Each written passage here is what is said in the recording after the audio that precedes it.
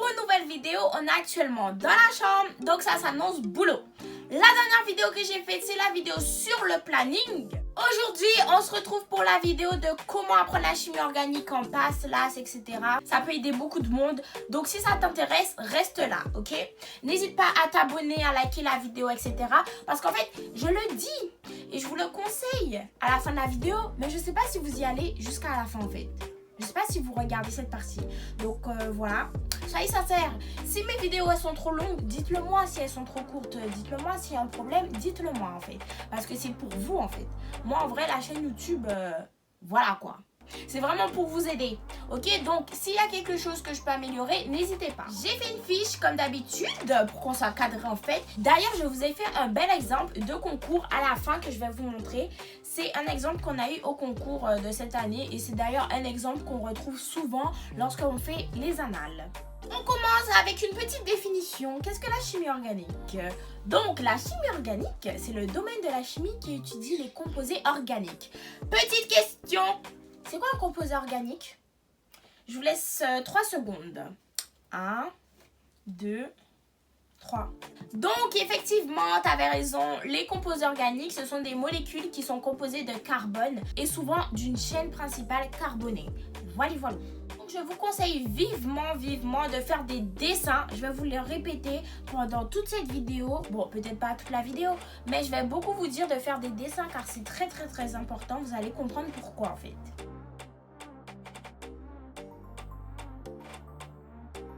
Et il y a beaucoup de par cœur. C'est pour ça que je vous conseille de dessiner. Parce que plus vous allez dessiner les réactions, plus vous allez avoir des automatismes lorsque vous allez voir ces molécules lors des QCM. Ok? D'ailleurs, il faut savoir tout ce qui est alcène, amine, alcool, acide carboxylique, cétone, aldéhyde. Il faut vraiment savoir ce qui se passe avec chaque classe de molécules et quelles sont les réactions qu'il peut y avoir. Il peut y avoir des déshydratations, des réactions d'hydrogénation. Par exemple, des oxydations, des acétylations ou des cétalisations. Enfin, il faut vraiment savoir tout ça. Du coup, comme c'est un peu compliqué, je vous conseille vivement de bosser sur des fiches plutôt que sur des cours. Vous allez voir les cours aller 1 ou 2 fois, mais après, concentrez-vous sur les fiches. Le tutorat nous avait donné de magnifiques fiches comme d'habitude. Et en fait, c'était des fiches comme ça, où il y avait vraiment les choses les plus essentielles, où vous alliez voir les molécules et il y a beaucoup moins de blabla. Parce qu'en fait, dans le cours, il y a beaucoup de blabla.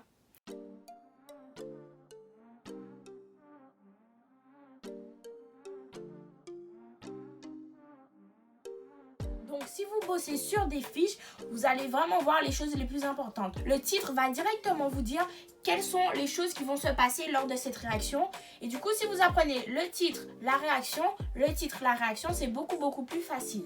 Je vous conseille aussi vivement de faire des QCM et des annales, étant donné que la chimie organique n'a pas changé tant que ça depuis quelques années. C'est-à-dire que les QCM sont hyper redondants, du moins dans ma fac, mais même en fait en général, les QCM, ce sont les mêmes. Donc plus vous faites des QCM, plus vous faites des annales, plus vous allez avoir des automatismes car ils se ressemblent énormément. Les réactions, elles sont vraiment à savoir par cœur en fait. Certes, c'est très compliqué au début parce qu'on ne comprend pas tous les mots, on ne comprend pas qu'est-ce qui va se passer, c'est quoi une acétylation. C'est au fur et à mesure, plus vous faites des QCM, plus ça va rentrer en fait. Certes, c'est compliqué, mais ne vous inquiétez pas, c'est pas impossible. S'il y en a qui passent en 2e année de médecine, vous allez bien réussir. Okay? Les règles de nomenclature sont hyper importantes à savoir. Si vous les avez oubliées, soit vous regardez vos cours de terminale, soit des cours de première, je sais pas trop. De toute façon, vous allez les revoir lors de la première année de médecine, mais si vous pouvez vous avancer, ce serait une très bonne chose. Donc, les règles de nomenclature sont hyper importantes. En chimie organique, il faut aussi savoir quelles sont les classes, les différentes classes de molécules, c'est-à-dire halogènes, quelles sont les différentes familles plutôt. Du coup, il faudrait savoir les 3 premières lignes du tableau périodique et toutes les colonnes. C'est-à-dire qu'il faut savoir quel est le numéro de la colonne des halogènes. Par exemple, savoir que c'est le 17. Savoir que la colonne 18, c'est pour les gaz nobles. Quelle est la colonne des alcalinotéreux? Enfin, il faut vraiment savoir le nom de chaque colonne et savoir quelles sont les principales molécules qui sont dans chaque colonne. Par exemple, savoir quel est le numéro de la colonne du carbone, etc. Pour apprendre ces lignes et colonnes, je vous conseille de faire des mémotechniques. Je vous ai donné un mémotechnique pour apprendre la deuxième ligne et je ne sais pas si je vous ai donné un mémotechnique pour apprendre la troisième ligne. Si je ne l'ai pas donné dans ma vidéo des mémotechniques, vous pouvez me demander en commentaire, je vais vous donner l'un des mémotechniques. D'ailleurs, je crois que je ne vous l'ai pas donné en fait. Je ne vous l'ai pas donné, mais je crois que ça dit, si ma mémoire est bonne, Napoléon mangea allègrement 6 poulets, un truc comme ça. Bref, ça dit un truc comme ça. Donc, si vous voulez le mémotechnique, dites-le moi en commentaire. Les principaux éléments du tableau périodique à savoir par cœur, ce sont les halogènes et les gaz nobles, car ils sont très importants lors des réactions pour savoir qui va attaquer qui en fonction de l'électronégativité. Donc la colonne des halogènes et la colonne des gaz nobles est très importante à savoir. Du moins les gaz nobles, il faut les savoir parce que c'est important, mais celle des halogènes, elle est beaucoup plus importante car les gaz nobles, ils vont pas réagir. C'est l'une des propriétés des gaz nobles. Donc voilà. Je vous conseille ensuite pour apprendre la chimie organique de refaire au moins 3 fois, d'ailleurs même pour toutes les matières, de refaire les ED de la fac que vous avez fait avec les professeurs. Mais surtout en chimie organique car je me souviens que l'ED qu'on avait fait ressemblait énormément, même trop même, aux annales que j'avais vues. D'ailleurs il ressemblait énormément au QCM qu'on a eu lors du concours de décembre. Et celui d'avril aussi. La chimie organique n'est pas à oublier dès le premier semestre étant donné que vous allez voir de la chimie organique au premier semestre et au deuxième semestre.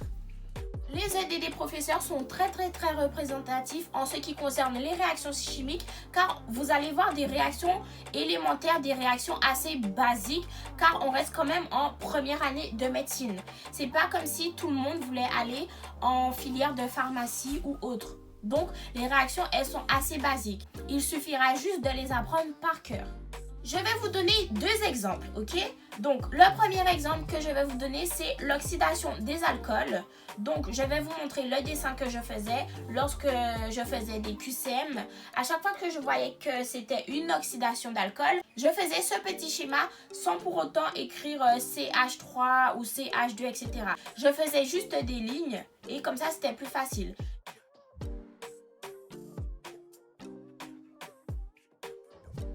Je savais donc que l'oxydation des alcools donnait en produit soit une cétone, soit un aldéhyde et de l'eau.